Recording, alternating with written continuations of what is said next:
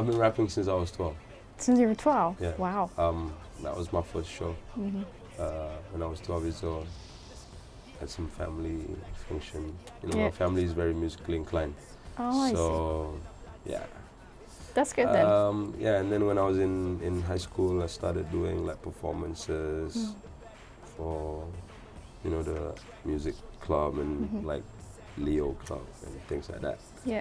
So when you were young, you already knew that you wanted to become a rapper then, in the future? I probably knew that I wanted to become a rapper when I was, like I knew that was what I wanted to do when I finished school, you know, because, but all throughout high school, I was already honing my skills, so to speak. I was already doing shows, a lot of shows. And yeah, I mean, I just, you know, got the ball rolling. That's good. When I was in Form 5, my final year, I was performing as a solo artist, and I got my first tour. Like I started opening shows for OAG. Wow. OAG is like a very legendary rock band in Malaysia. So, you know, and this was at the height of OAG. This is like 1996. And that kind of like, you know, I went on the road for the first time with these guys, and they're like, I mean, they're the coolest guys, you know. I love them to death, Radici and a lot. But yeah, so once I kind of knew I wanted to do it, you know, just like arriving at the city, setting up, you know, just watching the fans come in. And I mean, obviously everybody was there to see OG, and just watching them like bounce off the energy, you know, during their live performances. Yeah. That's just something I wanted. I wanted to be able to touch people's lives. Okay. So, yeah. Okay, but in university, did you take up a subject that's relating to what you're doing right now? Well, I did advertising. Okay. Advertising, Yeah. multimedia and broadcasting. Then I majored Okay. in advertising. Yeah. So, and my favorite class subject I remember was copywriting. So yeah, I would say that not directly, you know, like I didn't study Yeah, but it's music per se, connected. but yeah, Yeah. you know, that's why I can relate to people in the advertising world, and that's why also like, I think it has helped me also, like, in terms of when I do events or when I deal with clients right now, Yeah. like when I deal with client servicing people, you know, I know Yeah. how to, Yeah, how you they still- think, you know, I know the kind of pressure that they're under because, you know, then they're just working for the clients. It's not really, you know, might seem like douchebags, but most of the time it's the client pressuring them. Or when I do jingles, we do a fair amount of jingles as well. And I can actually sit down with a copywriter, yo, let me write this, because I don't rap to other people's lyrics, you know, so they would actually allow me, like, yo, you know what, cool, they just come in and check, and yeah, I get along with people in the advertising industry. What's your perception about the R&B and hip hop industry in Malaysia? Oh, we've come a long way, obviously, since the 90s when I would say hip hop would really have, you know, set foot in Malaysia with groups like Crash Cars, and then you had like Nico, 42C, KRU, Poetic Ammo, and then came our wave, you know, with Too Fat, Flotron, a lot of groups, you know, Yeah. Tetari Crew, Yeah. Ultimate, and yeah, we've come a long way. And 10 years ago, you know, like labels didn't want to have anything to do with hip hop acts. Like I remember being in Too Fat and we were knocking on every single door. We actually literally visited every major label in KL. Every major label told us we weren't going to sell. And some of these dudes, I still meet them, and they're not selling albums now. I'm joking, but Could be true. but yeah, I mean, you know, then we met up with Ama Izamama, and he was at Positive Tone. At that time, Positive Tone were taking very daring steps. They signed Innuendo, they had OAG, they had Poetic Ammo. And yeah, they took a chance with us. In Malaysia, well, I mean, there are a lot of people doing, you know, supposedly good things for our industry, you know, but at the same time, I don't know, there are a lot of, I don't want to use the word corruption, it's too hard of a word, strong of a word, but I would like to say Yeah, certain organizations or certain associations could use some younger blood, you know, because Yeah. there's certain ways things work nowadays that are not relevant, you know. And I don't want to name shows or competitions or whatever, but it's different, you know. Like in the States, you don't see artists every year competing in a talent time to be the best singer, and another artist judges you. Yeah. Oh, Siti Nurhaliza hari ni awak nyanyi sedap. Anwar Zain awak nyanyi tak sedap. You know, come on man, we are professional. Let's move on to Cool. Cartel. Hello. Yeah. Let's talk about that. How long has it been established for? Well, Cartel Records was established in 2006, but we've been operating as a label Yeah. probably about 3.5 years, like actively. We started off as a hip hop label. I mean, again, you know, it's now Yeah. like our conversation is now like Yeah. a lot of independent startups serve to service one artist initially, and that's how it started for me. Like I wanted to have control over my businesses, number one. I wanted to have control over the songs that I release. I wanted to own the songs, you know. And because when you sign to a major label, that's what you give up. Then we started managing the DJs, and eventually sign more rappers. Yeah. So obviously people tend to relate Cartel Records to hip hop music and rap. But at the moment we also have a rock band, Okay. Sakti. Yeah. We have a pop singer in Ila Damia. How near is Malaysia into penetrating the international market? Or how far away? I think nowadays, like with the internet and with social media, it's not a matter of you know whether or not it can be done. It definitely can be done. You It see, can be, like yeah. Yuna is already signed to a US label. She just did a Conan show, Yeah. produced by Pharrell, stuff like that. And Ziavi is making waves in the States.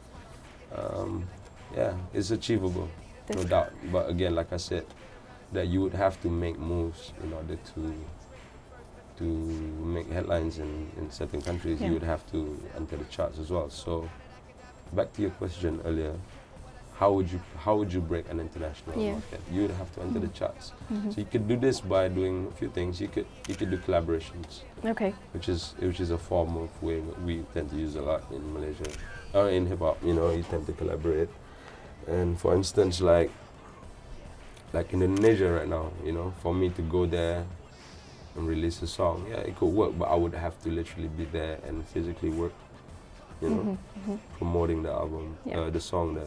Yeah. We have a single out in Indonesia, and it's the #1 song right now with Rosa. It's called One Night Lover.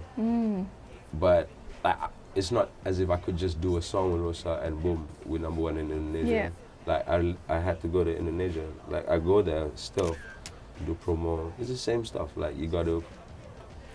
I think for you to be successful, you got to put in the hours. You know, the work. You got to put in the promo, press rounds, TV rounds, live shows, music video shoot. I mean, and also getting a buzz on the internet is also good. You know, like getting hits is good. You That's know, good. the minute you have 1 million hits, people are gonna be like, regardless of where you're from, you be from the States, it could be from New York. If a new kid just out of nowhere have 1 million hits on YouTube, you know, you know that this kid is onto something. And that is how a lot of artists get discovered too these days. MySpace and YouTube. Yeah, of course. So what do you think is missing in Malaysia in order to, you know, just go into that international market? Is it the local support or is the support from the government? First and foremost, I think the perception of Malaysia all around the world. You know, sometimes they're getting the wrong news. You know, we always appearing in on CNN for the wrong reasons. You know, and that's just sad because, I mean, you're not from Malaysia, but you've been in Malaysia, and you know, I mean, it's a beautiful country, beautiful people, but sometimes that portrayal of the media and also what the news that gets out there is bad. So I would like to think that first and foremost, like if you meet somebody overseas and you tell them you're from Malaysia, straight away they're scared to come, you know? Because Malaysia can cancel a show a day before the concert and people have already flew in, you know? And sometimes they don't for whatever reason, you know, you have to take into consideration, you know, from a tourism point of view or from an economic point of view, like how much money is lost by canceling this show, you know, and also the perception, like people are not going to want to come to Malaysia anymore. Like if I was from Indonesia and there was a concert in Malaysia that I want to go to, I wouldn't go because the show can get cancelled the next day. And this is sad because that is limiting, first and foremost, the number of artists that can come. I remember, like, when I was a kid, the first concert I went to was Stevie Wonder, and my mom brought me to a Stevie Wonder concert when I was 8 years old. I didn't even know a single Stevie Wonder song. I didn't even know who the hell this guy was. I just came back from that show and just like, wow, that was crazy. And this one artist inspired me in so many ways that, you know, secara tak langsung, maybe I'm a singer today because of that concert, I don't know. But now the problem is in Malaysia, like, yeah, we're too strict. Too, like I said, everything's politicized. And then there's a double standards. Like, Ricky Martin can go appear on TV with, like, everybody in bikini, and then a Joe Flizzow video, like Sarah Lian come running out bikini for 2 seconds and the whole world go nuts. And it didn't get played. So, like I said, like in my music, in my videos, I'm just being real. We had on an island with the girl.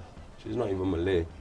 Why are you mad? She's running out of us, you know? So, these are the things that are oppressing our industry. And you can't put a lid on creativity, you know what I mean?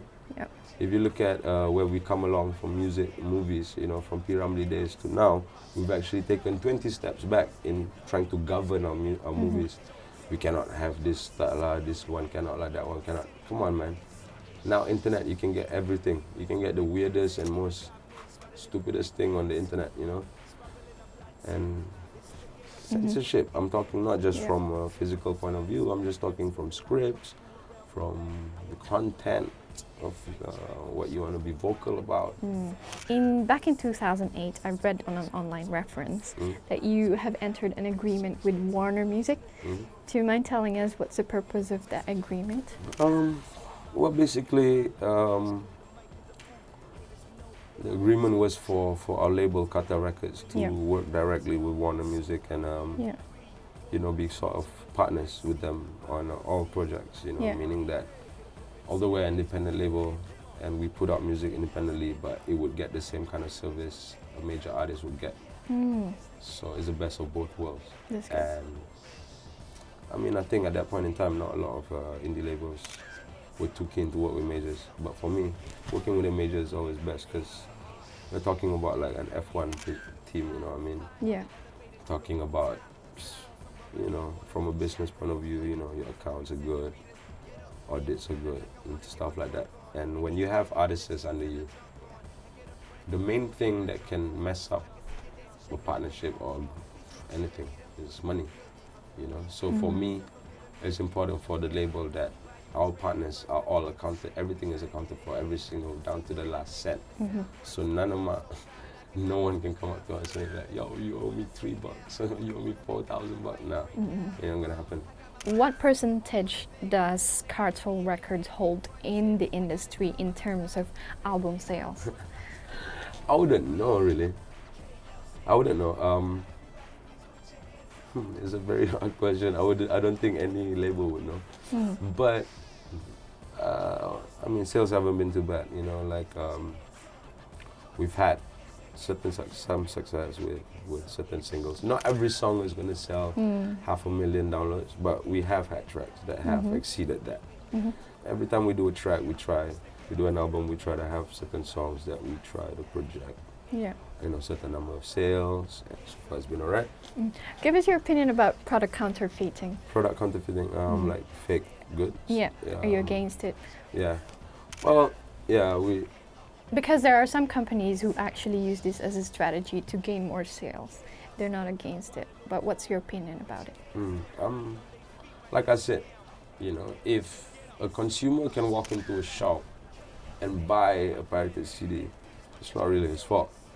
Because as much as, you know, he's stealing from the artist, he's probably a student with like $7 to spend, and he can't afford a 50 ringgit, 25 ringgit CD, he's gonna buy the 5 ringgit CD.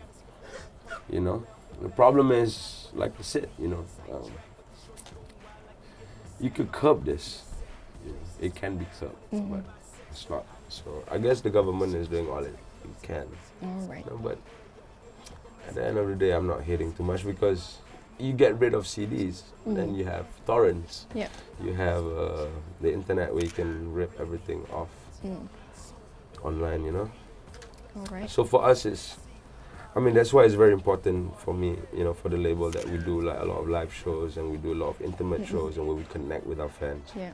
Because once you have that connection with your fans, and you're on Twitter anyways, you can talk to them on a daily. And when you say something like, dude, come on, get the original copy, please. And if you feel like, oh, I have a connection with this artist, you would do. Like, I have a lot of CDs that I have up front, not all artists, but certain artists, I've bought every single album from the minute they came out until now. Regardless whether they're still like Outkast. I don't necessarily like them that much anymore because I think they went a bit too weird, but that was the group that, I started listening to hip hop a lot, Outkast in the 90s, and I still buy every single Outkast CD. All right. Because I have that connection with that band. Yeah. And sometimes I'm hoping like, yo, make another Aquamanai or make another, I'm thinking of other albums that they did. But yeah, so if you have, like, we try to make, that connection with our fans and hope they buy original stuff. Yeah, definitely. Now. And then went back, and yeah, it did really well in Singapore, so I'm really glad for her, because, you got your first #1, and on top of that, although Singapore is still considered international #1.